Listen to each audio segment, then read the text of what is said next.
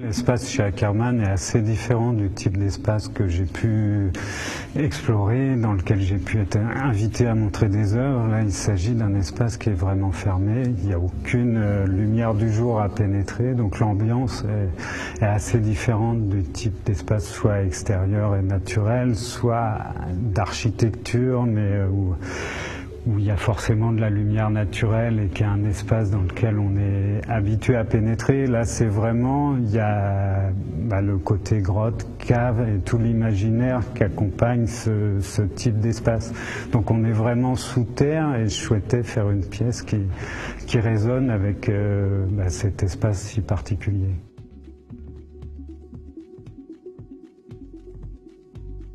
Ce qui est compliqué aussi, c'est d'élaborer une pièce en ne sachant pas exactement comment elle sera éclairée au final et quel sera le rendu de la sculpture une fois l'objet achevé.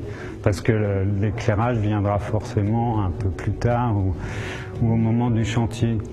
Donc ça, c'est aussi quelque chose qui est intéressant d'imaginer l'objet et le type d'éclairage qu'on souhaite et puis de le voir concrétisé dans sa forme finale, vraiment à la dernière étape de la production.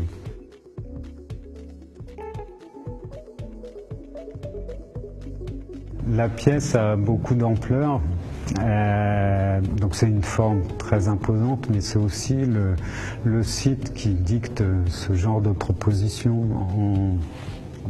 Pour contrecarrer le lieu, soit on va dans son sens, soit on va à l'opposé. Là, j'ai choisi d'aller dans le sens de l'espace et de faire une proposition qui soit à l'échelle de cet espace.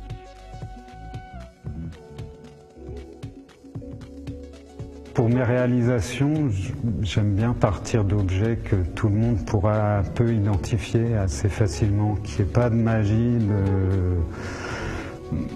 dans l'objet que je choisis, que ce soit un objet standard, assez banal. Et je choisis souvent des objets comme ça, mais pour leur qualité aussi plastique. C'est des objets qu'on ne remarque pas, mais bon, les caisses plastiques ont une trame, sont comme des fragments d'architecture, il y a des trames sur toutes les faces.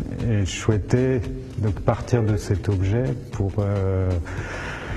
pour jouer avec ces trames et composer un volume à l'aspect très graphique qui vient comme ça envahir l'espace. Et que ces trames qui composent le volume permettent aussi, suivant l'évolution du spectateur,